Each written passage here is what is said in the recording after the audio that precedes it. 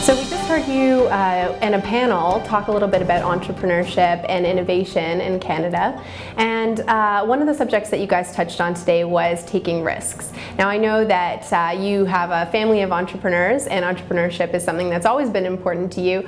How prepared were you for the risks that you would have to take, and what advice would you offer other entrepreneurs on the topic of risk taking?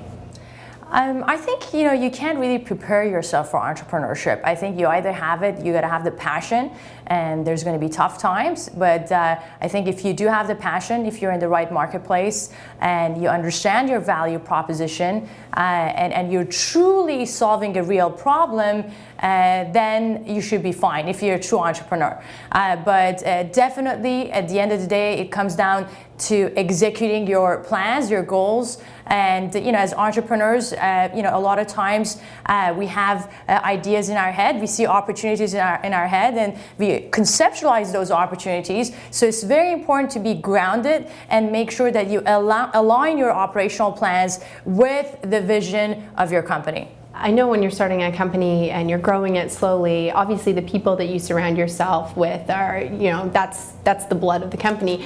How important is it to hire the right people and then also, let them grow and let them help you and give them the space to come into their own in the company?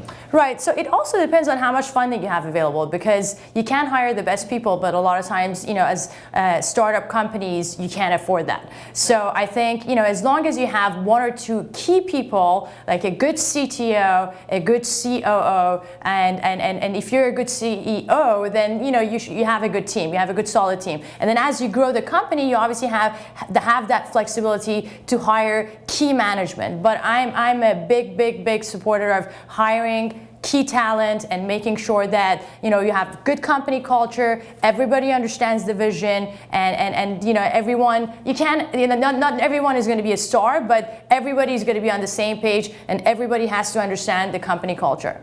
When we heard you speak on the panel, you were talking a little bit about growing your business and how important it is to stay nimble and as a company be quick to change and adapt your business processes, and how being a smaller company you have advantages to change quickly. Can you talk a little bit about how important that is to your business?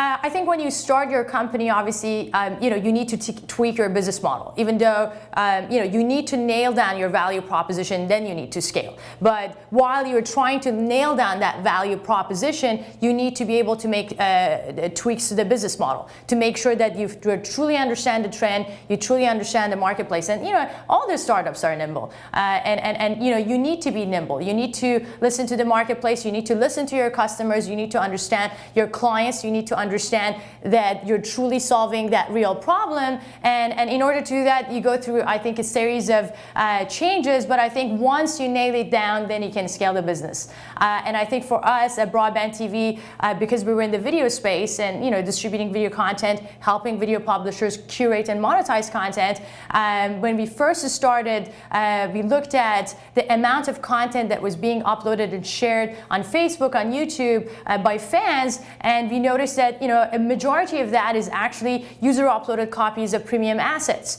So we thought, well, how can we help video publishers control and protect their user uploaded copies, at the same time help them better monetize the official copies of their assets? So we went from being just a company that aggregates content, optimizes content, to solving another problem, which is putting publishers back in control of their assets and truly monetizing, tracking, and detecting pirated copies of their assets on popular consumer engagement platforms like YouTube and Facebook. Now that seems like enormous undertaking, and probably there are a lot of challenges that would be associated with that. And I was wondering, as you were growing the business and running into these problems and trying to figure out how to solve them, what has been your greatest learning as an entrepreneur so far, and what advice would you offer to other entrepreneurs? I think it's important for entrepreneurs to go after large markets with deep pools of opportunity.